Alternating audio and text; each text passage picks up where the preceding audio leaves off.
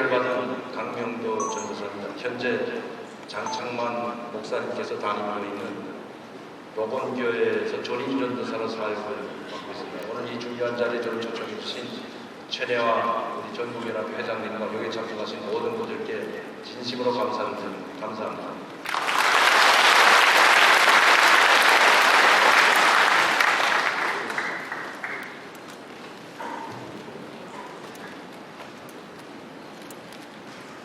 제가 여러분들께 들려드릴 오늘 말씀은 북한이 현 정세와 대응 전략이라는 제목을 가지고 특강을 하려고 합니다.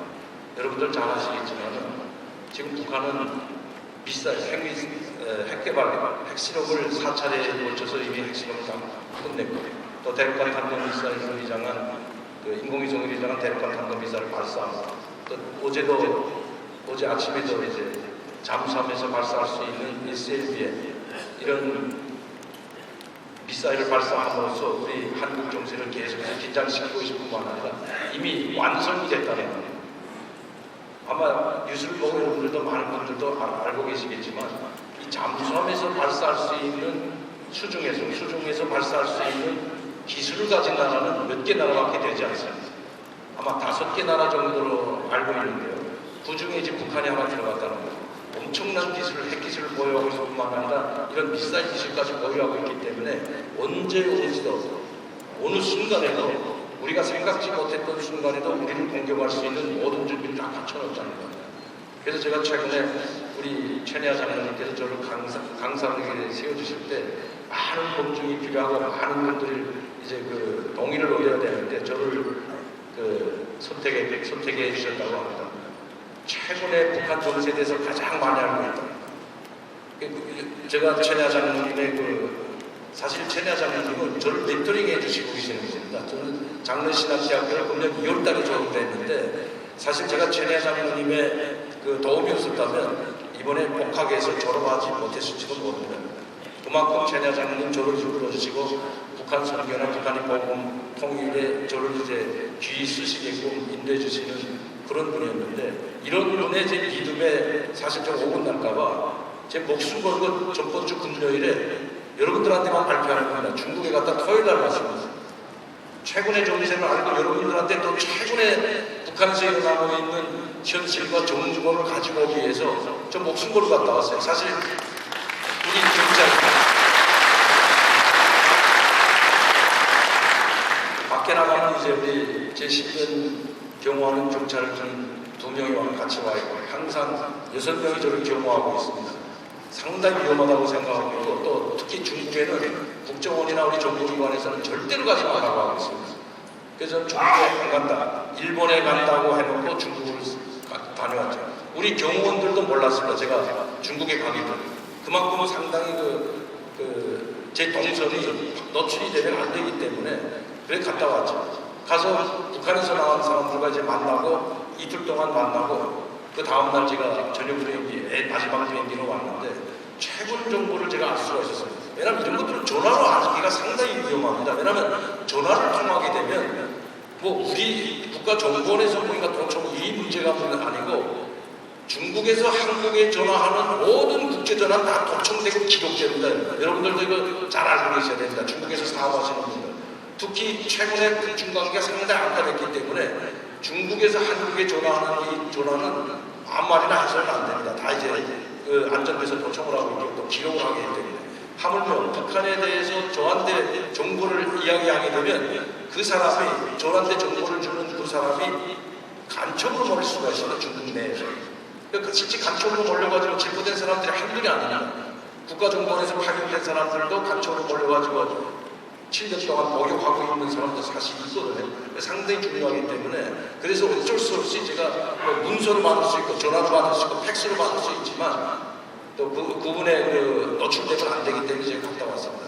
제가 말씀드리는 주요 내용은 뭐냐면 저는 이번에 여러분 아마 잘 아실 겁니다. 이번에 최근에 뉴스 나온 걸 보시고 아시겠지만은 영국 대사관에서 태용호라는 공사가 이제 한국에 들어왔습니다. 한국에 들어온 지 한 20일 됐는데요. 저는 이미 그 사람이 오는 정보를 2달 전에 받았습니다. 2달 전에. 이미 최고의 요직에 있는 사람이 망명을 준비하고 있다는 걸 이미 정보 받았고 뭐 우리 정보기관에는 이미 알고 있었지만 다 저는 알고 있었던 거예요. 제가 이거 어느 한 특강 장소에서 이제 북한의 도미노 현상이 일어납니다. 우리가 생각지 못했던 최고위급 인사들서 이제 망명을 할 거다라는 제가 그 특강할 때, 2달 전에 특강할 때도 이제 한 적이 있었는데, 특히 아마 제 강의를 오늘 처음 듣는 분들이 아닌 분들이 사실 많은 분들이 계실 거예요. 여기 참석한 분들도 저를 아시는 분들이 상당히 많을 겁니다. 특히 교회에 가서 제가 간증이라든가 특강이라든가 이런 걸 많이 했고요. 또 작년도 8월 달에 경주에서 제가 특강을 했습니다. 경주에서 장로연합회 수련회 때 제가 특강을 할 때 그때 뭐라고 제가 말씀을 드렸냐면, 이미 김정은 정권은 통제 능력을 상실했다. 통제 능력을 상실했을 뿐만 아니라 지금부터 작년 8월부터 계산한다면 3년 내에 김정은 정권은 무너질 거라고 했습니다. 근데 여기서 김정은 정권이 무너지는 것과 북한 정권이 무너지는 것은 별개의 차이입니다. 김정은이가 죽었다고 해서 북한이 무너진다는 이야기는 절대로 아닙니다. 제가 왜 그런가에 대해서 제가 최근의 정보를 가지고 말씀드리겠는데, 이미 김정은 정권은 장성택이라는 제2인자, 막강한 1인자였죠. 김정은이보다 더 막강한 권력을 가지고 있던 사람이 바로 장성택입니다. 그 장성택이는 일반 고위층도 아니고 뭐 항일발전에 관련된 고위층도 아니고, 여러분들 잘 아시겠지만 김일성이 하나밖에 없는 사위입니다. 그리고 김정일이 하나밖에 없는 친내제입니다. 그런 사람을 조카에 의해서, 김정일의 아들에 의해서 공개청사를 했습니다. 여러분, 공개청사라는 것도 지금 많은 사람들이 공개청사를 했지만 TV로 방영하고 공개청사한 사람은 단 한 명입니다. 바로 장성택이밖에 없고요. 그렇기 때문에 장성택이가 공개청사라는 것을 북한 주민들뿐만 아니라 북한 고위층들, 북한 전체 주민들이 다 봤습니다. 재판을 하고 무슨 변론, 북한은 뭐 원래 공개청사할 때 재판을 한다고 하지만 그 형식적인 재판에 불과하고 변론이라는 것 자체가 없어요. 변호사는 물론이고. 그러니까 변론 자체도 없을 거나 그런 고위층을, 1인자 역할을 했던 고위층을 조사도 없이 재판한 다음에, 체포한 지 4일 만에 공개 재판하는 장소에서 재판을 하고 망치를 쥐두리고, 공개 처형한다고 망치를 쥐두리고 그 자리에서 끌어내다가 청사를 했거든요. 장성택이를 총살한 것과 함께 김정은 정부는 죽었다고 봐야 됩니다. 왜? 지금 여러분들 TV를 통해서 많이 보고 계시겠지만 북한에 나오는, TV에 나오는 것을 보고 북한을 판단하면 그건 오산이 나는 거죠. 만약 북한에 지금 절대 김정은이를 주위에 있는 많은 간부들, 고위층들이라든가 엘리트 계층이 절대적인 지지를 보이고 있고, 뭐 이민군 병사나 장교들뿐만 아닙니다. 현지 지도를 가는 곳마다 막 울고 김정은이한테 환호하고 열공하는 모습 보고, 아, 북한이 모든 정보를 김정은이가 다 틀어지고 모든 북한의 엘리트 계층과 북한 주민들은 김정은이한테 충성을 하고 있구나, 이렇게 생각하면 그건 잘못됐다는 생각이 나는 겁니다. 그 TV만 보게 되면 그렇게 보이죠. 그러나 내면을 들여다보게 되면, 여러분 최근에 이번에 7차 당대, 가장 최근에 있었던 큰 대회가 북한의 조선노동당 7차 대회입니다. 7차 대회. 이 7차 대회 주석단에 앉았던, 김정은이 바로 주석단에 앉았던 황병서의 모습을 봤을 겁니다.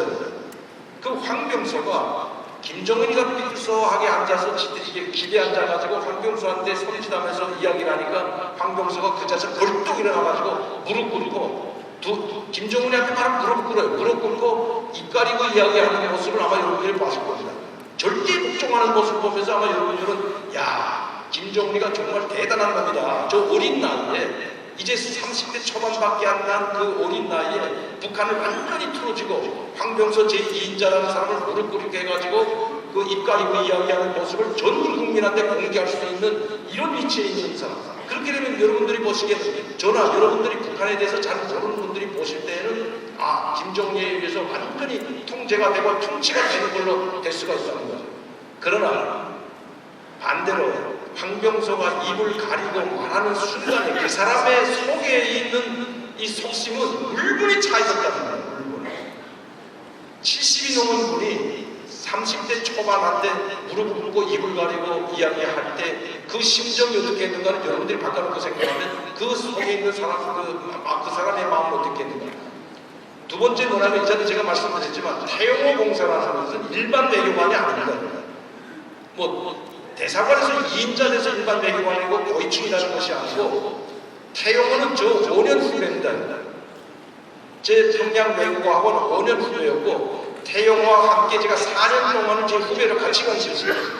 저는 도로를 전공했고 태영호라는 이 제 후배는 영어를 공부했습니다. 물론 그 친구가 뛰어나거나 그 집안이 뭐 뛰어나서 그 친구가 이렇게 툭 튀진 못했죠. 그러니까 제가 관심은 안 가졌지만 그 태영호 공사, 이번에 방명한 태영호 공사의 부인이 500명이라는 항일발사 원로 1세의 딸입니다. 친딸이고 태영호를 잠시나마 주목해서 제가 학교에 있을 때 주목했던 것은 그 반에 이 태영호 공사가 함께 공부했던 그 동창생 그 반에 누가 있었냐면 날아가는 새, 뭐 우리가 권력을 비유할 때 최고 권력을 가졌다고 비유할 때 이런 말을 잘 쓰잖아요. 우리 한국에서는 그런 말을 쓰는 것 같은데 북한에서는 그런 말을 씁니다. 날아가는 새도 떨군다. 뭐 날아가는 새는 뭐 떨굴 수 있죠. 얼마든지. 그건 뭐 권력이 아니라도 떨굴 수가 있습니다. 그러나 제가 비유를 어떻게 했냐면 날아가는 비행기는 누구도 못 떨굽니다. 이 오진우라는 사람은 날아가는 비행기도 떨굴 수 있는 위치에 있던 사람이 바로 오진우였는데 막강한 권력을 가지고 있었죠. 인민군 오연수식뿐만 아니라 인민무력부장이면서 청정치국장을 경임했던 사람. 지금 청정치국장이 황병서라는 사람이 2인자인데 인민무력부장과 청정치국장을 경임했던 사람은 북한 역사상 딱 한 사람입니다. 그게 바로 오진우입니다. 여러분 생각해보세요. 인민무력부장도 권력이 막강한데 청정치국장도 권력이 막강한데 이 두 개를 경임했던 사람이 바로 오진우인데 그 오진우의 딸이 이번에 망명한 태영호 공사와 한반에서 공부했습니다. 한반에서.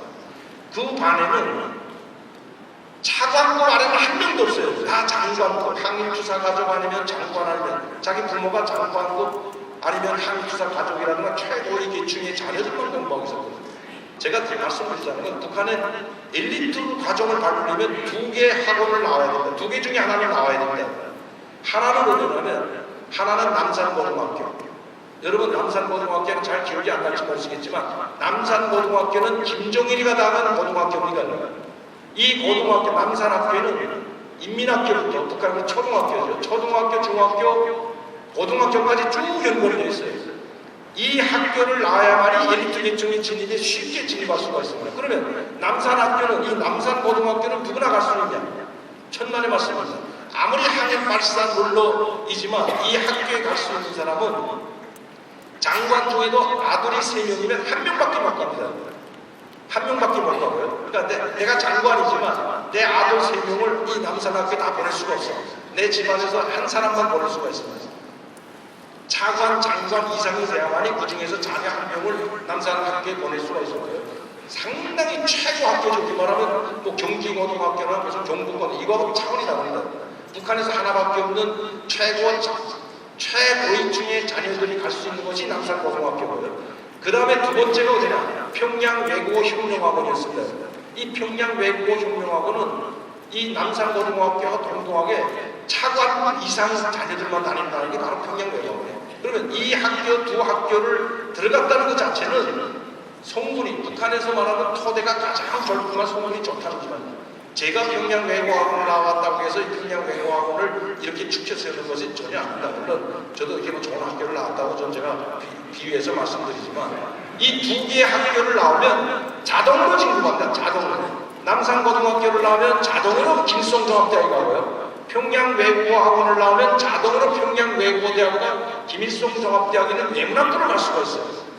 자, 남산고등학교를 졸업한 사람들은 당과 군과 경제 분야의 최고 엘리트로 갈 수 있고 평양외국어학원을 나온 사람들은 북한에서 가장 가고 싶어하는 외교부나 무역부나 무역회사라서 직속부서 김일성 주석부 무역에서 가장 고위층들 자녀들만이 갈 수 있는 외교에 갈 수 있다는 거죠. 이 외교 일꾼이나 무역 일꾼으로 자랄 수 있는 것은 그 코스를 밟는 과정이 평양외국어학원을 나오지 않으면 외교에 진입할 수가 없습니다. 여러분 북한에서는 가장 성분이 좋고 가장 권력이 있는 데가 어딘가 하면 당일군이라고 하죠. 당일군. 그것도 당일군 조선노동당 간부가 되는 것인데 조선노동당 간부도 여러 계층이 있습니다. 조선노동당 중앙위원회 간부가 있고 조선노동당 중앙위원회 하부 말단인 도당위원회 간부가 있고 이것도 다 당일군이죠. 조선노동당 중앙위원회, 조선노동당 도당위원회나 분당위원회 간부로 가는 것이 부산에서는 가장 성분이 좋고 가장 좋다고 합니다. 그러나 그보다 더 좋은 직장이 어디냐면 바로 외교관으로 나가는 겁니다. 무역 대표거나 외교관으로 나가는. 왜? 이것은 당일군은 국내에서 활동을 하지만 외교관이라는 직책을 부여받으면 해외에 나가서 근무해야 됩니다. 해외에 나간다는 그 자체는 북한에서 쏜돈 저울 뿐만 아니라 토대가 조금이라도 나쁘면 해외에 파견할 수가 없는 거죠. 그래서 제가 말씀드리는 건데, 이 태용호는 북한에서 쏜분이 가장 적을 뿐만 아니라 엘리트 집안의 가족이었고, 자기 부인은 500년, 최연과 맞먹는 500년과 같은 한국발치사, 북한에서 대장이었습니다. 500년이. 이 대장의 딸의 남편이라는 사람이죠. 그런데 그럼 왜 가족과 함께 이번에 왔을까? 저는 이미 미리 알고 있었다고 했지만 왜 왔을까? 그 사람이 최근의 외교관들이 우리나라에 수십 명이 왔습니다. 지금까지도 한 30여 명의 해외 나가 있던 외교관들이 지금까지 한 30명에서 한 40여 명 정도가 한국에 망명을 했는데, 대체적으로 보면 태용호와 같은 케이스는 없습니다. 태용호는 자기 자식들을 다 데리고 나올 수 있었어요. 아무리 북한에 외교관을 파견한 사람들이 철저하게 김일성한테 충성하고 조선노동당에 충성하는 사람들이지만 가족들을 전체를 내버리지 않습니다. 아무리 믿는 사람이지만 그만큼 믿지 못한다는 것도 있죠. 왜? 거기서 해외 나가면 어떤 생각을 가지고 어떻게 행동할지 모르기 때문에 꼭 인질로 가족 중에 한두 사람은 꼭 남겨놓습니다. 지금 우리나라에 온 외교관들, 이 태용호 가족을 내놓고 가족 전체가 온 외교관은 딱 한 가족밖에 없습니다. 태용호 말고 이 작년 4월달에 왔던 조선노동당 39곳에서 파견했던 그분도 제 2년 선배인데, 그 39곳이 부부장, 그분이 가족들과 함께 딸 하나, 아들 하나, 자기 부인하고 같이 왔던 네 분이, 네 명의 한 가족이 작년도 3월달에 한국에 망명을 했는데, 이 사람들은 어떻게 가족과 딸을 다 데리고 나올 수 있었나? 이는 김정은이가 직접 파견했기 때문에 그런 백이 있었기 때문에 나올 수가 있었고, 모든 현재 나가 있는 대사든 부대사든 동사든 그 자녀들은 한두 명씩 다 북한에 뚫고 놓고 나와 있습니다.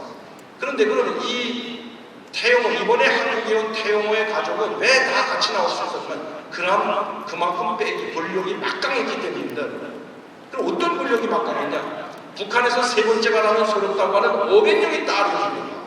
항일투사 500명의 딸이고, 이 500명의 아들이 당장인이 군사부장이고, 현재 당장인이 군사부장이고, 둘째 아들은 해군사령부 정치위원입니다. 상당히 막강한 권력이죠. 다 열성보락 안에 들어가 있는 막강한 집안의 권력을 가지고 있는 겁니다. 그래서 이 태용호 가족은 김정일이가 살아있을 때 10년 전에 영국에 파견 나오면서 이미 자기 가족들 다 데리고 나왔습니다. 데리고 나왔을 뿐만 아니고, 둘째 아들은 스웨덴에서 태어났습니다. 스웨덴에서. 그만큼 북한 김정은을 비롯해서 북한 권력계층이 가장 믿을만하기 때문에 그렇게 내보냈는데, 그 믿을만한 사람이 무슨 죄를 범하거나 북한법에 잘못되거나, 지금 북한에서는 그 사람이 인격을 깎아내리기 위해서 강간범이다, 도적범이다, 엄청나게 지금 이제 죄명을 뒤집어 쓰고 있는데, 전혀 잘못이 없고 전혀 아무런 법도 위반도 안 하고 당과 수령에 충성하던 사람이 하나입니다. 특히 김정은이 정권을 잡은 다음에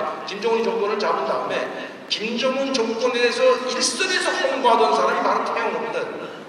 김정은 정권을 홍보 일선에 섰던 사람이에요.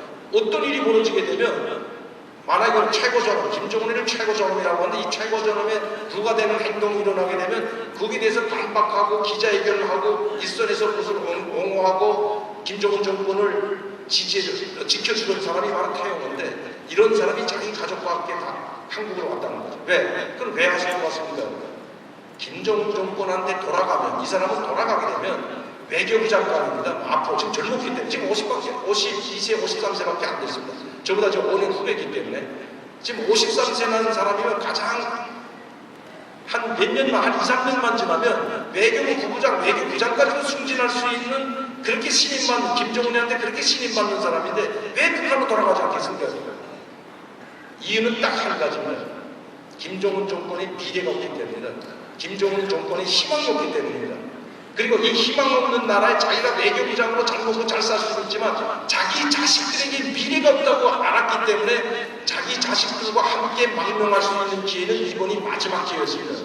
왜냐하면 이번에 북한에 송환돼 가면 이 친구는 아마 외교부 국장으로 활동할 겁니다. 다시 국장으로 활동하지만, 유럽군 국장으로 활동하지만 다시 영국 대사로 파견 나올 수도 있어요. 영국 대사로 파견 나오든 아니면 독일 대사로 가든 얼마든지 대사로 다시 나올 수 있습니다. 그러나 나올 때는 아들이 26살이고 21살이기 때문에 아들은 데리고 나올 수 없습니다. 자기가 데리고 나올 수 있는 사람은 누구냐? 마누라밖에 없어요. 왜? 이미 북한에서는 직장 다니는 나이면 해외 아버지하고 따라보내지 않습니다. 인민학교, 초등학교나 중학교나 고등학생이면 아버지와 함께 부모가 함께 내보내가지고 거기서 공부할 수 있게 해주지만 이미 성인 나이가 돼가지고 직장에 들어가고 군대에 나가고 대학에 갈 나이가 되면 고등학교를 졸업하고 대학에 갈 나이 되면 해외 내보내지 않습니다. 그러면 이제 26살 났기 때문에 북한에 돌아갔다가 자기가 대사로 나올 때는 자기 부인밖에 못 나오기 때문에 탈출한 망명한 기회를 온 가족이 망명한 기회를 놓치는 겁니다. 그래서 자기 장남의 미래, 차남의 미래를 생각해가지고 이 친구는 망명을 놓치는 겁니다. 자기는 가서 외교부장으로 출세할 수 있지만 아들의 미래를 보고 그것 다시 간단히 말씀드리면 김정은 정권의 미래는 없다는 거죠. 제가 작년에도 말씀드리고 금년에도 특강 가면서 계속 이야기하는 게 3년 내에 김정은 정권은 무너질 거다. 이 김정은이 무너질 거다. 누구에 의해서?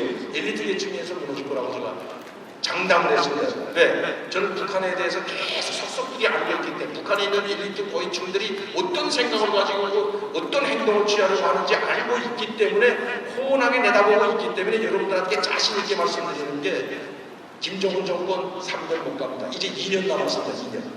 그런데 벌써 제가 작년에 이야기하고 나서부터 북한의 그 분위기가 심상치 않게 돌아가고 있어요. 우리 박근혜 대통령은 이번에 국무회의에서 말씀했던 것처럼 북한의 엘리트 최고위층 엘리트들이 균열이 보이고 있다. 무너지는 조짐이 보이고 있다. 김정은 정권의 균열이 가고 있다. 상당히 이걸 함부로 말하지 않죠. 이 박근혜 대통령의 말 한마디는 상당히 중요한 위치에 있는 분이기 때문에 말 안 합니다. 북한 김정은 정권의 균열이 시작됐다. 균열의 조짐이 보이기 시작했다는 이건 상당히 중요한 멘트입니다. 김정은 정권 오래가지 못한다는 겁니다. 결국은 김정은 정권이 오래가지 못한다는 겁니다. 누구에서? 엘리트 계층에 의해서. 제가 이제 좀 전에도 말씀드린 황병서를 신뢰시켰지만 황병서는 지금 이름 굴고 김정은한테 충성할지 모르지만 그 마음 황병서의 깊은 속마음에는 분노가 끓고 있다는 겁니다. 이거는 황병서뿐만 아니고 모든 북한 고위층 김정은을 제한 2인자, 3인자 모든 북한 고위층들이 높은 계층으로 갈수록 분노에 차 있다는 거죠. 왜? 김일성이나 김정일과 같은 그런 정치를 안 하기 때문입니다. 저는 김정일 시대에 살았던 사람인데 김정일은 지금처럼 김정일처럼 공포 정치로 특히 간부들을 무장하게 공개 청사를 안 했습니다. 이제는 공개 청사를 하다못해 기관총으로 청사하지 않습니다. 기관총. 현영철이라는 인민무력부대를 작년도 4월달에 기관총으로 청사했거든요. 이미 다 알고 있습니다. 북한 고위층들은 모두 다 알고 있는 사람입니다. 또 공개 청사를 하게 되면 이런 고위층들을 청사할 때는 일반 주민들을 내놓고 청사하는 것이 아니고 고위층들을 한 300명의 고위층들을 그 청살 현장에 내몰아가지고 그걸 보게 하는 거죠. 근데 극도의 공포를 주기 위해서 총으로 사용하는 게 아니라 총살용을 집행하는 것이 아니고 45사 기관총, 비행기를 쏘는 45사 기관총으로 사람을 쏘게 되면 여러분 그 시체가 어떻게 되겠어요? 코에 맞은 사람이 없어집니다. 그 없어지게 되면 그냥 피가 그냥 없죠. 시체가 없으면 그걸 어떻게 하나면 화염방사기 아시죠? 화염방사기 이렇게 청소하듯이 다 말끔히 태워버린답니다. 그 300명의 고위층들이 보는 앞에서 공포가 극에 달한다는 거죠. 여러분 공포가 극에 달하면 이 극에 달하는 공포는 뭘로 바뀝니까? 분노로 바뀐다고 그러는 거예요. 이게 지금 엘리트 계층들입니다. 그러니까 태영호 공사가 그 현장을 목격하고 그런 사실을 알고 있기 때문에 온다는 거죠. 지금 제가 이번에 중국에 가서 북한의 고위층의 사람들을 만났는데 이 사람의 말에 의하면 김정일은 밤에 얼마나 많은 사람들을 공개 청사를 했는지 밤에 잠을 제대로 못 잤다. 이건 친일의 김정일을 직접 지키고 있는 친일의 장교가 이야기합니다. 우리 친구가 한다. 무슨 이야기냐? 김정은이가 공포했다. 남을 공포로 떨게 하면 자기도 공포에 느낀다는 거죠. 자기가 밤에 무서워서 자다가도 벌떡벌떡 일어난답니다. 그 실내가 작년도 4월인가 5월달에 촬영이라는 여러분 촬영이 아시죠? 2인자 됐다가 한 12권으로 밀려났다 다시 또 지금 2인자로 올라와 있는 그 최룡해가 작년도 친위대한테 끌려가가지고 한 달 동안 고문당했답니다. 한 달 동안. 고들고들 하다가 한 달 동안을 조사받고 충성맹세 쓰고 한 달 동안 가다놓고 얼마나 몽국계로 얻어맞았으면 다리가 저렸죠. 다리가. 저는 그 다리 저는 모습을 보고 이해가 안 됐어요. 각자가 한 달 동안 없어졌다가 나와가지고 왜 다리를 절까? 당뇨병이 터져서 다리 전화했더니 그게 아니고 친위대에 끌려가가지고 얻어맞았다는 거죠. 왜? 장성택이 때문에. 이 최룡해는 장성택이 가장 가까웠던 사람입니다. 장성택이가 키운 사람인데 최룡해는. 장성택이가 당정의 청년사업부장 할 때 80년대 중반에 최룡해는 청년동맹 비서, 지금 옛날에 사업청위원장이죠. 청년동맹 비서를 했고 이 청년동맹 비서를 관장하는 사람이 청년사업부장, 당 청년사업부장인데 이 청년사업부장을 장성택이가 해요. 항상 청년동맹 비서와 장부장하고는 항상 만나서 같이 이야기하고 사업도 해야 하는 사람이 장성택이와 바로 최룡해입니다. 그 청정치국장으로 보낸 사람도 바로 최룡해예요. 그래서 김정은이는 최룡해를 볼 때마다 항상 꿀꿀하게 생각하고 죽이려고 했지만 이걸 본자에서 축출하려고 했지만 이 사람을 축출하게 되면 항일 발산 물로 1세 자녀들 2세들이 지금 김정은 주에 많이 포진하고 있고 군대 장성들은 뭐반다 항일 발산 물로 1세 아들들입니다. 그렇게 보시면 됩니다. 투스타 이상은 100% 아까도 제가 오금철 이야기하고 오익종 이야기하고 최룡 이야기했지만 이 사람들 항일 발산 물로 1세 아들 2세들인데 2세들이 지금 군을 장악하고 있습니다. 2세들이. 근데 최룡해를 제거하게 되면 어떻게 되겠습니까? 안 되는 거예요. 2세들이 흔들릴 수가 있기 때문에. 그래서 장성택이하고 가장 가까웠던 최룡해를 처형하지 못하고 그냥 그 자리에 뒀다가 한번 이제 친위대를 시켜가지고 잡아다 체포해가지고 고문을 하고 이 충성혈서를 쓰게 하고 나와서 다시 2인자는 안 시켰죠. 청정치국장 하던 사람을 단번에 그냥 군복 벗겨가지고 한 12권이 밀려났던 거 아닙니까? 한 12권, 2인자로 있던 사람.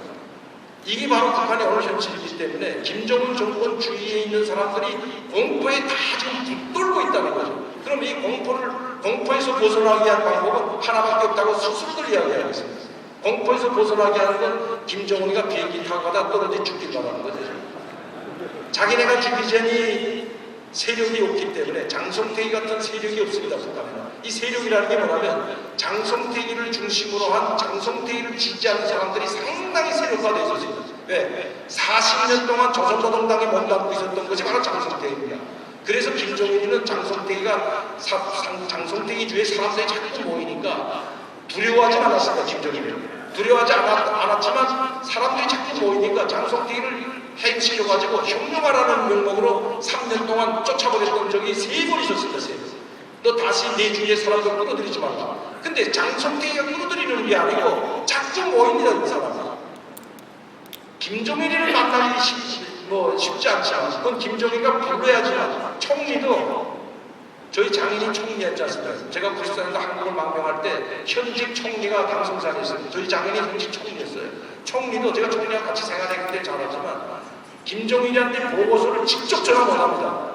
소기실, 비서실에다 전화하고 총리가 보고할 수 있는 사항을 비서실에 보고하고 그 다음에 김정일한테 보고되면 김정일이가 총리를 불러야만이 갈 수 있지 자기가 김정일을 만나갔다고 못 갑니다. 어림도 없는 일입니다. 가지도 못해요. 그러나 총리라든가 이런 부총리라든가 당정인 비서나 부장들이 장성택이 만나긴 쉽습니다. 장성택 직접 전화해가지고 장부장 오늘 한번 만나자. 얼마든지 만날 수가 있죠. 그리고 장성택이는 김정일이 하나밖에 없는 매제고 김경의 남편이기 때문에 막강한 권력을 가지고 있죠. 다른 사람이 할 수 없는 권력을 행사할 수 있는 사람, 김정일 다음에 권력을 행사할 수 있는 사람은 바로 장성택이었습니다. 신뢰를 들어서 제가 간단한 신뢰를 한 가지 드리겠는데요. 여러분들이 이제 장성택이가 어떤 위치에 있었는가를 왜 사람들이 자꾸 왜 장성택이 주위에 가지 말라고 하는데 자꾸 몰랐던 이유를 하나 말씀드릴게요. 북한은 당정인이 부장이라고 해서 자기가 있는 그 부서 외에는 다른 부서에는 전화도 못하고 도움을 요청하지 못합니다. 물론 공적인 일에는 전화도 하고 회의도 하고 연대를 할 수 있지만 사적인 문제를 가지고 조직부장이 간부부장, 조선노동당 조직부장이 조선노동당 간부부장, 김책의 아들이었던 김국희가 간부부장이었는데 간부부장, 이 간부부장한테 조직부장이라고 해서 내가 전화를 해가지고 같은 부장이라고 해서 우리 아들 문제, 조카 문제, 뭐 가족 문제를 부탁을 못합니다. 절대 못해요. 이기만한 사항이 됐다면 큰일 납니다. 자기가 조직 지도부에서는 얼마든지 관장하고 조직 지도부를 움직여가지고 자기 친척들을 봐주고 할 수 있지만 다른 부서, 선전부라든가 간부부에 내 조직부장이 같은 부장이지만 전화해서 야, 나 조직부장이니까 간부부장 너 이거 우리 조카를 어느 대사관에 외교관으로 좀 내버려달라. 못하죠. 큰일 납니다. 이게 김정일한테 보고되면 총살은 되지 않더라도 그 당시 총살은 되지 않더라도 혁명 그 자리에서 철칙될 수 있고 혁명을 갔다 올 수 있는 이런 상황입니다. 그럼 간부부장은 간부부장 내에서 자기 총 권한을 다 가지고 있는 거죠. 그런데 이걸 조직부에도 전화할 수 있고 간부부장한테도 전화할 수 있고 선전부장한테도 전화할 수 있고 과학교육부장한테도 전화할 수 있는 위치에 있는 사람은 김정일이밖에 없고 그 다음에 위치에 있는 사람은 장성택이죠. 장성택이 간부부장한테 전화해가지고 야 조직부장 아들 이번에 프랑스 대사관에 외교관 소기관을 내보내. 그러면 간부부장은 아깝지 않지만 어쩔 수 없이 장성택의 말이기 때문에 장성택 목이 달라나는데 어쩔 수 없이 알아서 다 들어주죠. 그렇기 때문에 저도 인민무력부 정치보위자하기도 있고 또 주석궁에도 근무했지만 장성택이하고 가깝지 않았던 당중앙위원회 간부들은 없습니다. 장성택이 신세를 지지 않았던 당중앙위원회 간부들은 없다는 겁니다. 우리 총리도 장성택이 신세를 졌어요. 이만큼 장성택이는 그러니까 장성택이 중에 자꾸 사람들이 모이게 됩니다. 그리고 나서 김정일이가 국사하니까 누가 국부상했습니다. 바로 장성택이거든요. 장성택이는 40년 동안 조선노동당에서 간부로 일해왔기 때문에 정치, 경제, 군사 문제를 혼이 닿게 뚫고 있었던 사람이 장성택이었어요. 그러니까 최근에 김정일이가 죽은 다음에 김정은이가 최고 지도자로 옹립이 됐지만 박봉주라든지 국가안전보위부장이나 인민무력들 모든 간부들이 다 누구한테 가서 먼저 상의를 하냐면 김정은이한테 가서 상의를 하는 게 아니라 장성택이한테 가서 먼저 상의하고 사인받고 다 해가지고 그 다음에 이미 다 토론된 내용, 이미 다 결정된 문제를 김정은이한테 가서 그냥 사인만 받았던 거죠. 그러니까 절대 권력자는 장성택이었습니다. 그런데 이런 절대 권력자를 세력이 돼 있었죠. 막강한 세력을 가지고 있었죠. 장성택이를 체포하기 전에 그래서 함부로 다치면 자기가 죽을 수도 있기 때문에 장성택이 오른팔 왼팔 했던 우리로 말하면 경찰청장이나 같은 거죠. 중앙당 행정부 제1부장과 부장 투스타와 쓰리스타입니다. 행정부 제1부부장이면 장성택이 행정부장이고요. 그 밑에 행정부 제1부부장이 있는데 행정부 제1부부장 겸 내무군 사령관이었습니다. 내무군 사령관. 내무군이라는 부대를 조직하고 있었는데 이 내무군 사령관이면 쓰리스타였어요. 쓰리스타. 군대를 가지고 있으니까 장성택 막강했죠. 그러니까 장성택을 체포하기 전에 먼저 내무군 사령관하고 부사령관 두 사람을 체포해가지고 먼저 죽여버리거든요. 그래야 군대를 움직이지 못하니까. 그리고 나서 장성택을 체포해가지고 체포하자마자 조사하고 뭐 이거 없이 바로 죽여버렸습니다. 왜? 너무나도 장성택을 따르는 세력이 많았기 때문에. 그 다음에 이 장성택이를 죽은 다음에는 이 세력이 없습니다. 세력이. 황병서 총정치국장 없어요. 황병서를 절대적으로 따르는 세력이 없습니다. 최정희도 마찬가지입니다. 국가안전보위부장 김원웅이가 지금 가장 막강한 권력을 가지고 있다는데 김원웅이도 자기 세력이 없어요. 세력이. 김원웅이는 국가안전보위부의 세력은 있다고 하지만 군부의 세력이 하나도 없습니다. 이렇게 세력이 없기 때문에 김정은을 다 미워하고 죽이고 싶지만 누가 함부로 나서서 죽이지 못한 분입니다. 그러면 김정은이가 이제 2년 있다 어떻게 죽을까? 돌발적인 사태에 의해서 죽을 수가 있답니다. 저는 이번에 중요한 사실을 알았는데 작년도 5월 달에 국가안전보위부와 조선노동당 조직지도부와 선전부에서 이 지도 그룹화를 조직해가지고 양강도 해상 여러분들 잘 아실 겁니다. 이 양강도 해상을 내려가가지고 2달 동안 집중 검열하고 거기 있는 도당위원회, 도안정부, 도안정정 모조리 숙청해버렸습니다. 도당 측에서 체포하고 다 잡았어요. 왜 그랬냐 했더니 작년도 4월 달에 김정은이가 백두산 발전소라는 말 들어봤습니다. 백두산에다 지금 발전소를 건설하고 있는데 김정은이 지시를 해서 그 발전소 현장을 가다가 저격당해서 죽을 뻔했던 사건이 벌어졌습니다. 양강도에서. 어떠한 부장 세력이 김정은이를 습격해버렸답니다. 물론 성공은 못했지만 이 사건 때문에 북한의 그 양강도의 지도그룹화가 내려가가지고 2달 동안 집중 검토하고 누구의 소행인가를 밝히기 위해서 더 보위부장, 그 다음에 양강도 해산에 주둔하고 있던 11군단 사령관 이 몽땅 다 소환돼가지고 체포되고 다 수청되지 않았어요. 전 몰랐어요. 왜 이게 수청되는지 몰랐는데 그 수청된 요인이 김정은이 현지지도가 말은 못하죠. 왜? 이런 말이 퍼지게 되면 김정은의 권위가 훼손되고 존엄이 상실되기 때문에 북한의 최고 지도자라는 사람은 최고 존엄이 훼손되면 통제가 안 됩니다. 통치를 할 수가 없어요. 그 최고 졸업이라는 그 카리스마를 가지고 통치해야 되는데 김정은이가 암살될 뻔했다, 조격당했다 이 말이 퍼지는 순간에 어떤 일이 벌어지겠습니까? 북한에서 김정은이가 최고 졸업이고 그 누구도 본접하지 못하는 줄 알았는데 양강도 현지도 백두산이 갔다 조격당했다는 소식이 전해지면 큰 사건이기 때문에 그래서 그 목에 내려가 있는 간부들만 그냥 다 수청용서 청산하고 했는데 이런 사건이 벌어진다는 거죠. 그래서 제가 두 번째는 지금 김정은이가 계속 비행기를 타고 다니는 거 여러분들 아실 거죠. 계속 비행기를 타고 다니는데 김정일이나 김일성이 비행기를 안 탔거든요, 여러분. 안 타고 뭐를 이용했냐면 원산까지나 함흥까지 갈 때 승용차를 이용했어요. 저도 같이 동행한 적이 있지만 벤츠 600km 방탄유리입니다. 방탄차입니다. 벤츠 무게만 15톤 나간다. 유리 방탄 무게 때문에 엄청 무겁습니다.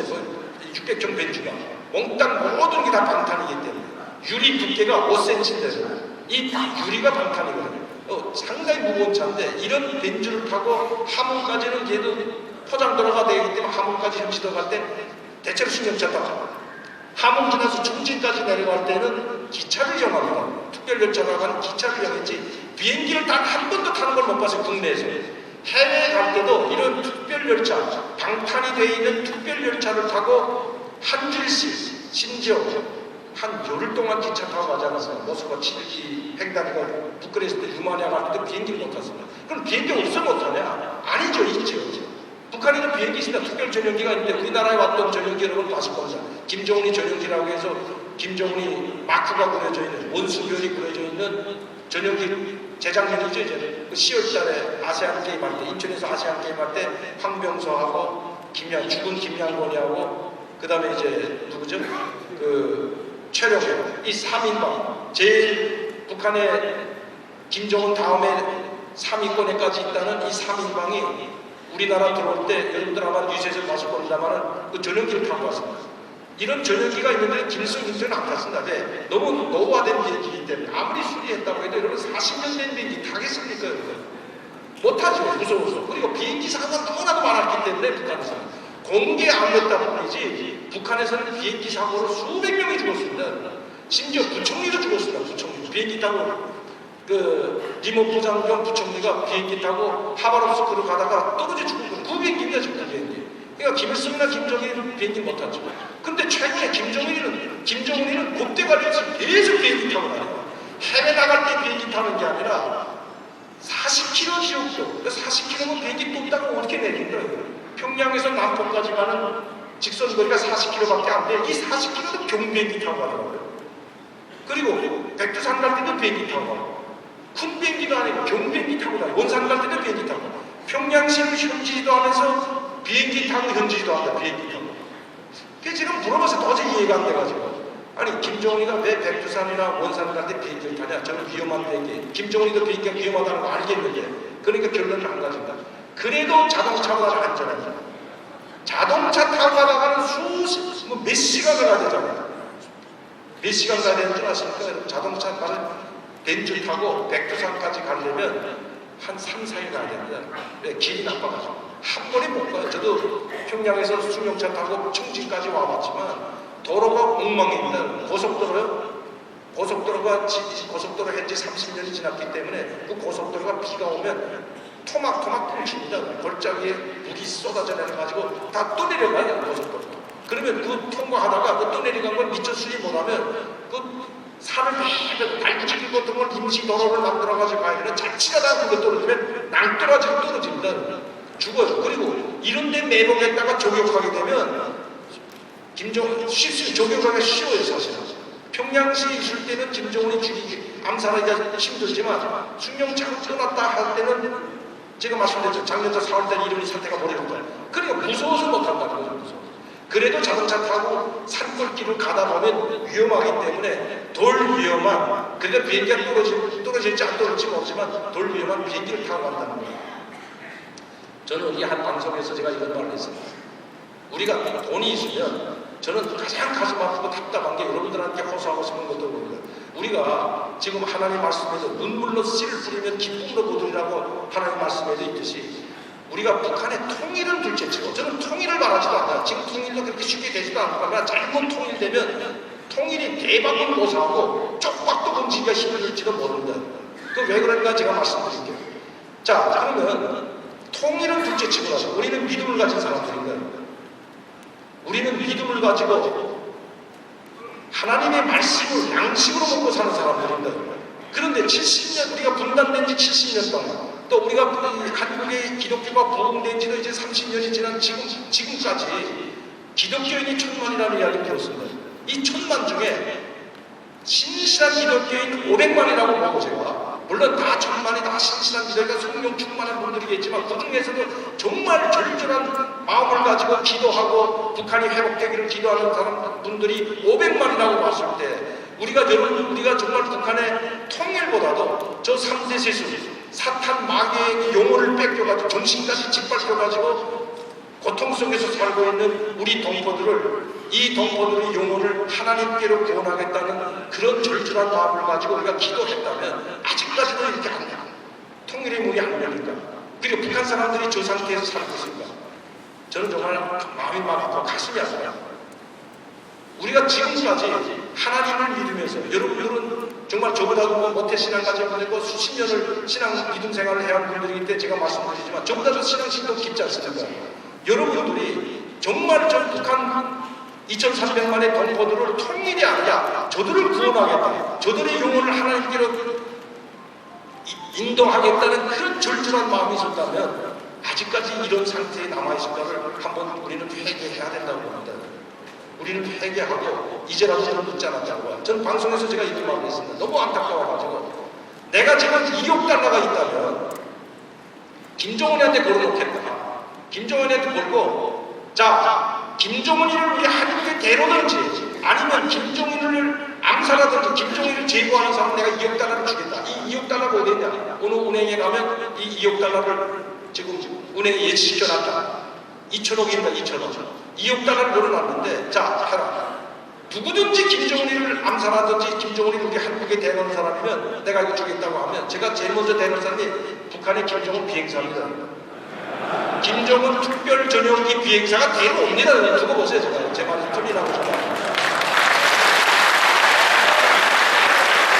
제가 이제 500만, 신실한 기독교인이 성령 충만하게 500만이 됐을 때 우리가 이런 마음을 가지고 1년에 커피 2잔만 안 마시면 10,000원 아닙니다. 커피 한 잔에 지금 제가 광화문에서, 그래서 비싼 커피 마셨는지 모르겠지만 광화문에서 커피 한 잔 사 마시려면 5,000원 줘야 됩니다. 방송하다가 목이 축축해가지고 목이 갈려가지고 커피 한 잔 사려고 딱 내려가서 일반 커피숍에 가도 제일 싼 커피가 아메리카노인데 저는 아메리카노밖에 먹을 줄 몰라요. 지금 이름, 커피 이름도 몰라요. 무슨 이상한 건 안 돼, 무슨 뭐 하는데 몰라요. 무슨 커피인지.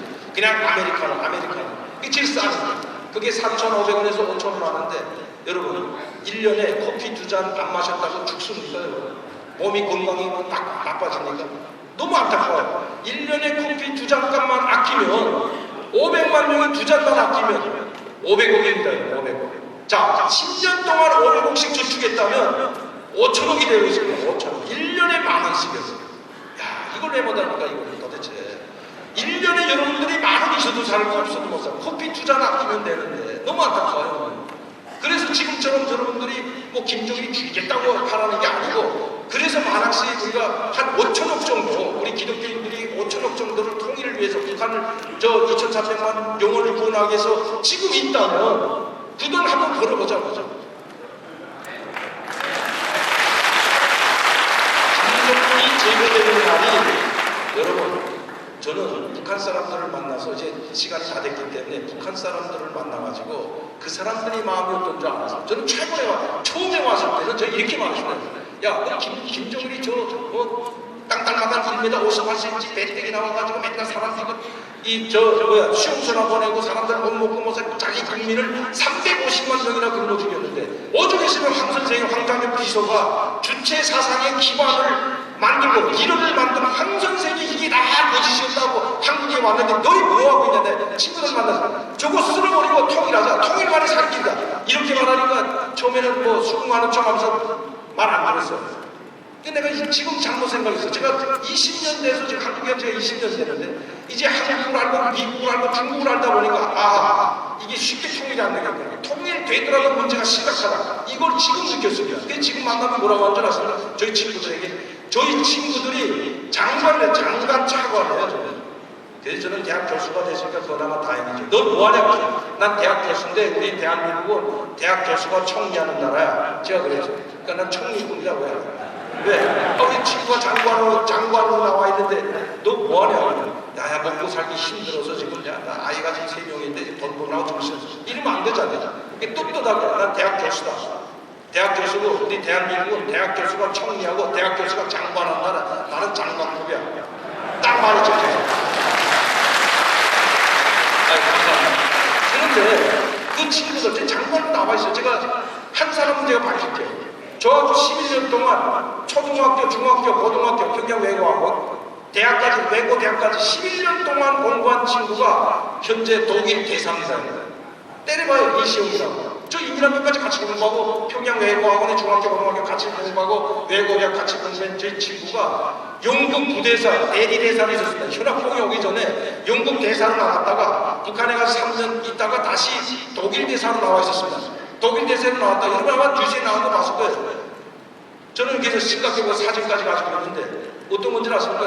낚시하다가 나인강에서 낚시하다가 경찰이 체포시. 세상에 나인강에서 낚시하는 사람 없거든요. 아니 세상에 나인강이 어떻게 낚시해? 그 환경 독일처럼 환경을 중시하는 나라 없잖아요. 낚시하는데 경찰이가 단속했어. 그 대사 중용선고 깜짝 놀랐다는 거야. 경찰이 깜짝 놀랐다는 거야. 아니 왜 외교관 대사가 나인강에서 낚시하고 있는데 그 제 친구였어요. 그래서 소환됐어. 한 1년 있다가. 그래서 소환돼서 갔죠. 임기 마치고. 갔는데 이번에 다시 나왔어요. 내가 물어봤어. 너 어떻게 다시 나왔냐. 이게. 내 친구 어떻게 다시 나왔냐. 그랬더니 독일에서, 잘 보시죠. 독일에서 다른 사람을 파견해서 대사를 보내니까 대사를 가면 누구한테 바칩니까? 임명장을. 대통령한테 바치잖아요. 그 대사를 임명장을 주면 대사로 파견된 임명장을 주면 대통령이 보고 오케이 해야만이 대사로 활동할 수 있는데 너 안 돼. 돌아가라. 쫓아버렸어. 이 사람 못 받겠다 그랬어. 왜? 리스트에 올라가는 사람 리스트에. 무슨 리스트? 유엔 제재 리스트에 올라갔습니다. 우리 유엔 안보리 리스트에서.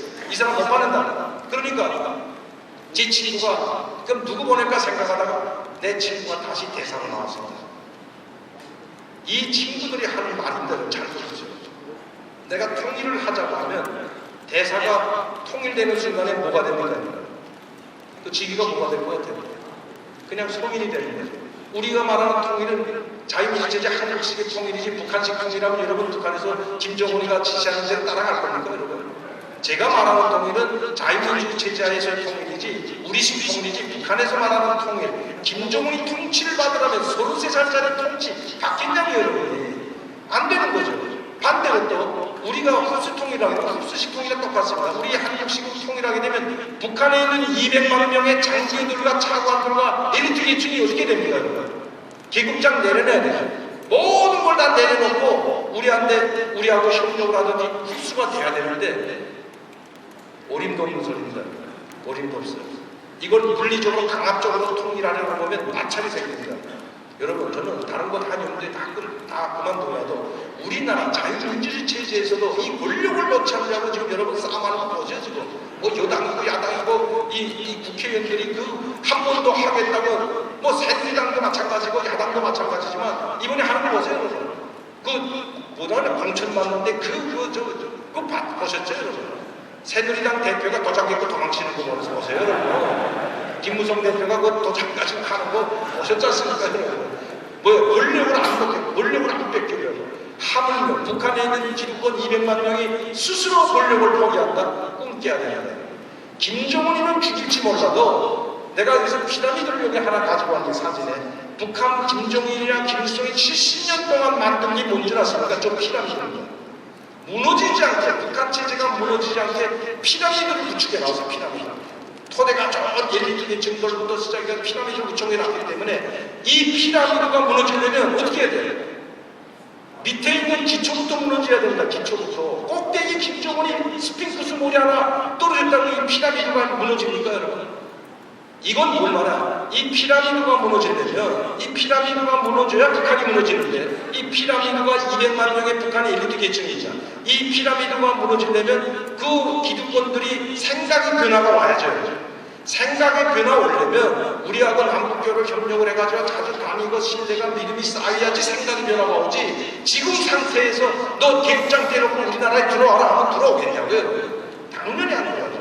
그래서 제가 그랬습니다. 이번에 제가 가서 분명한 시그널을 줬습니다. 너는, 너희 국민은, 너희 주민, 북한 인민은 너희들이 책임지고 먹고 살게 너희들이 해나가야 된다.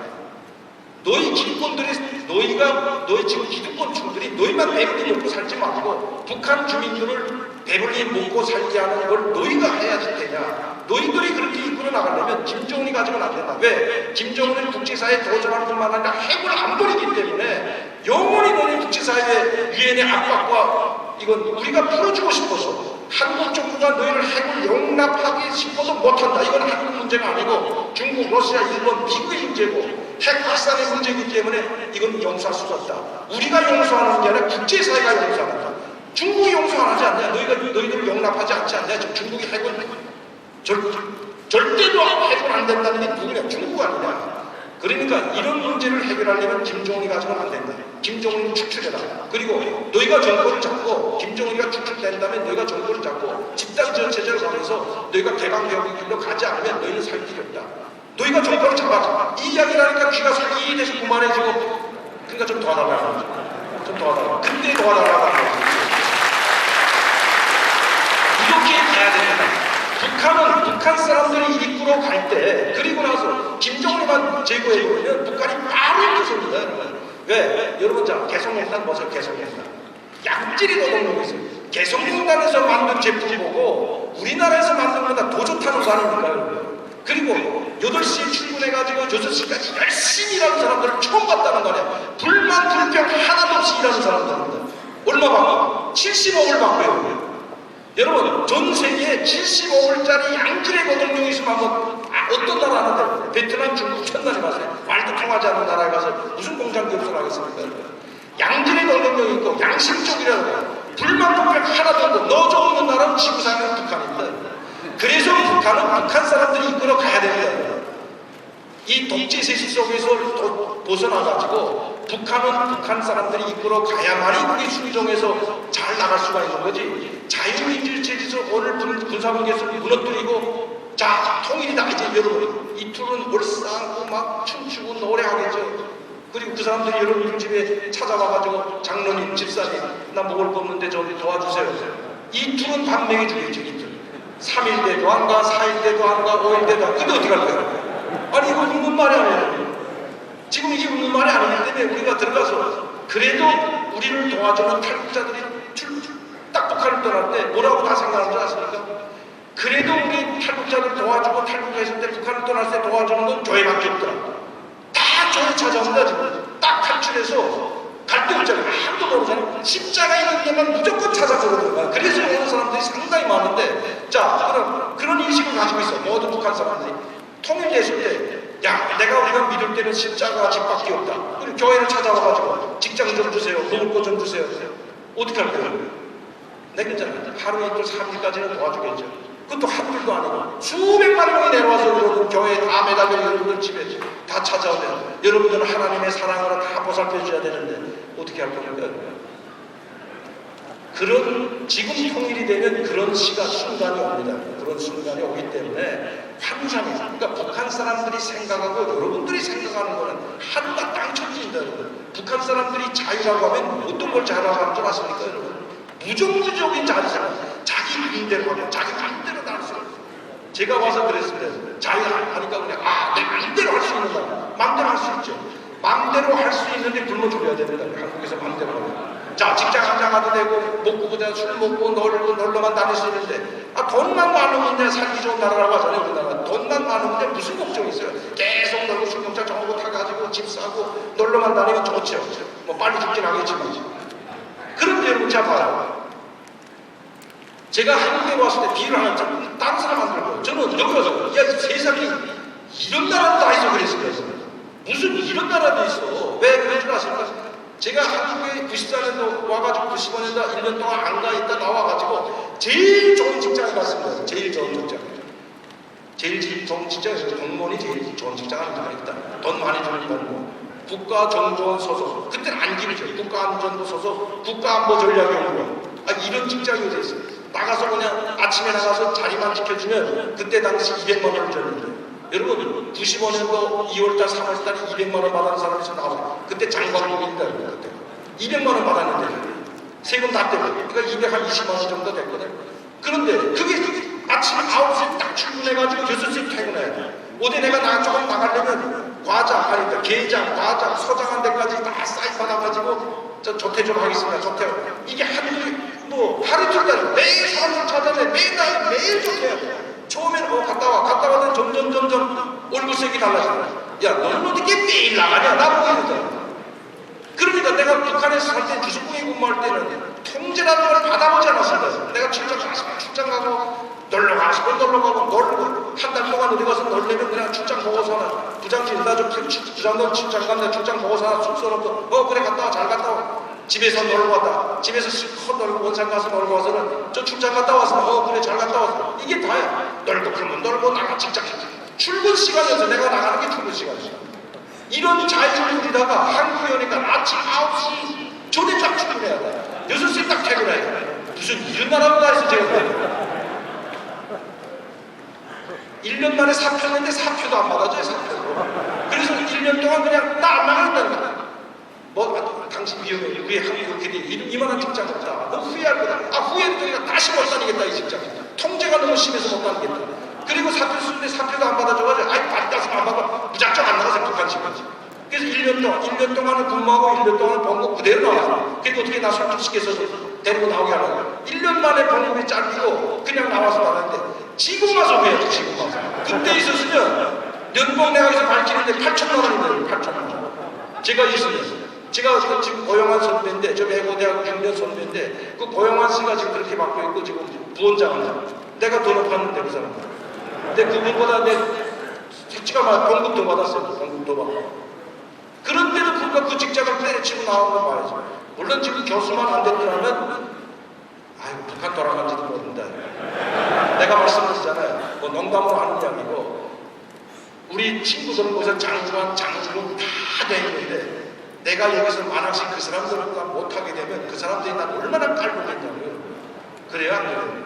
내가 말씀드리는 건 나를 깔보는 게 아니라 탈북자 3만 명을 깔봅니다. 여러분. 요괴원 탈북자는 어떻게 성공이 돼야 돼요? 여기 표준 모델인데 누가 말하고 있잖아요. 다 잘 돼야 돼요. 잘 된다고 해가지고 그냥 공짜로 도와주라는 게 아니고 탈북자 3만 명이 잘 여기서 종착에 살 수 있도록 여러분들이 지원해 줘야 됩니다.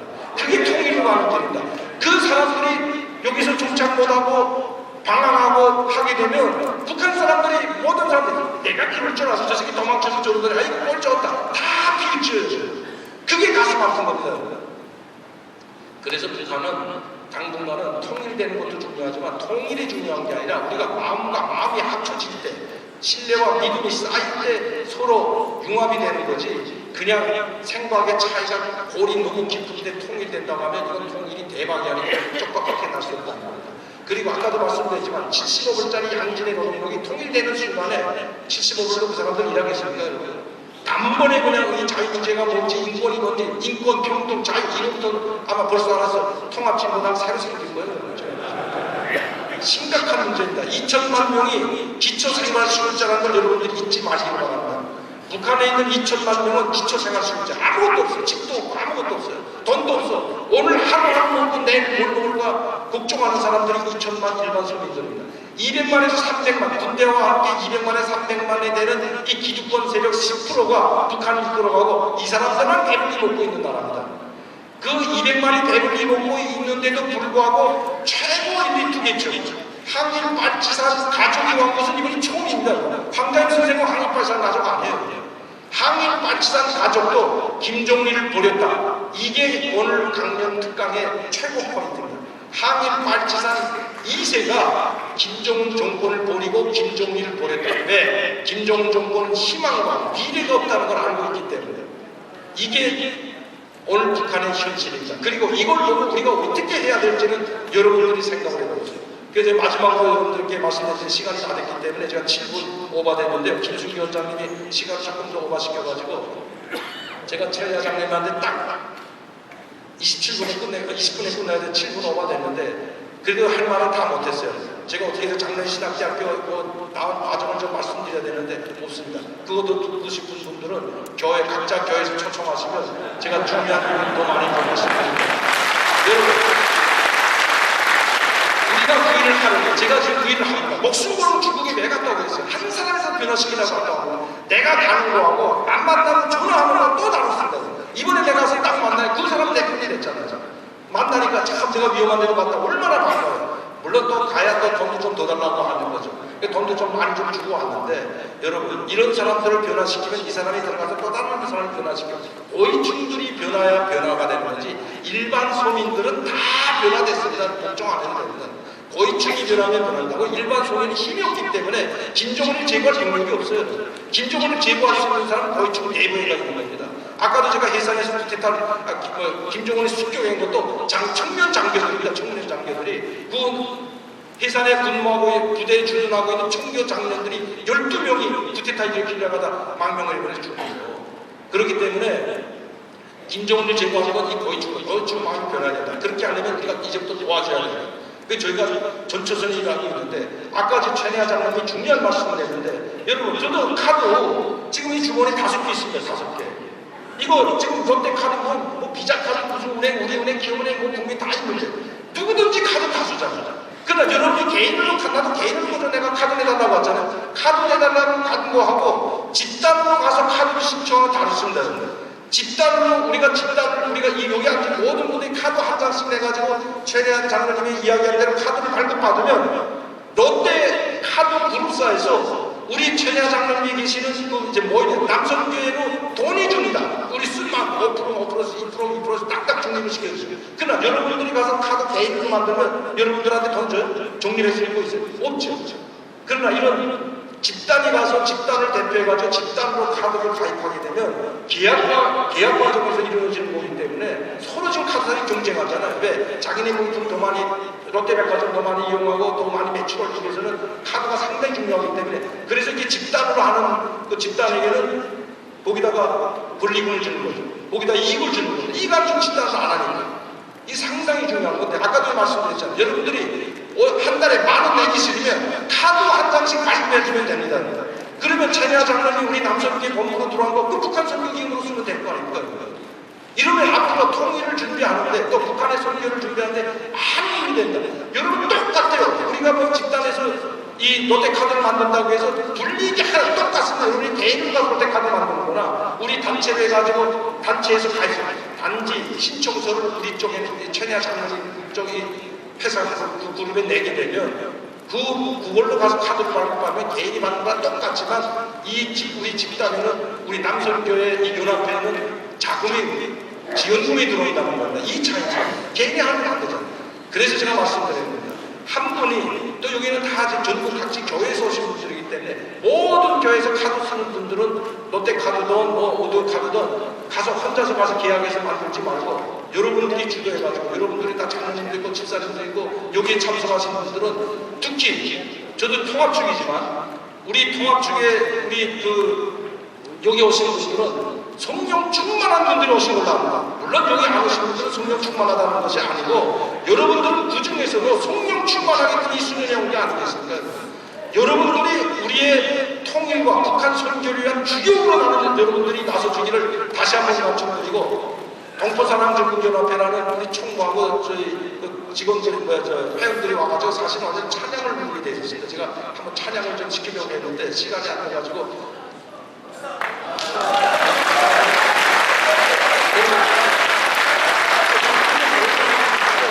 근데 지금 시간이 너무 많아가지고 일정 20분 안 되면 저희 가지 않고 기다리고 있다가 꼭 제가 지금 데리고 들어오겠습니다. 이게 찬양 한번 제가 불러주고, 원래는 이스도 찬양단이라고 있습니다. 북한 이스도 찬양단을 저희가 계속 이제 간중하게 데리고 다니고 있는데, 오늘 두 사람이 왔는데, 방송이 나오는 친구들, 송지영이하고 예진이라는 그 이제 이스도 찬양단 성도들이 왔는데, 나가시다가 보면 여러분들한테 뭐 하나씩 원하줄 겁니다. 그 저한테서 그걸 저를 보내주신 분들한테 독도 그 우표를 제가 이제 한 장씩 드리고 있는데, 많은 분들이 좀 가입해가지고 1년에 만 원씩, 한 달에 만 원씩, 만 원도 적고 5천 원도 적으니까 여러분들이 좀 저희 동부사랑 전국연합회를 좀 지원해 주시면 감사드리겠습니다. 앞으로 여러분들과 다시 만나는 이 기회가 와서 오늘 저를 지어주시고 이렇게 좋은 말씀을 하도록 허락해 주신 하나님 아버지께 감사드리면서 이것을 강연 마치겠습니다. 감사합니다.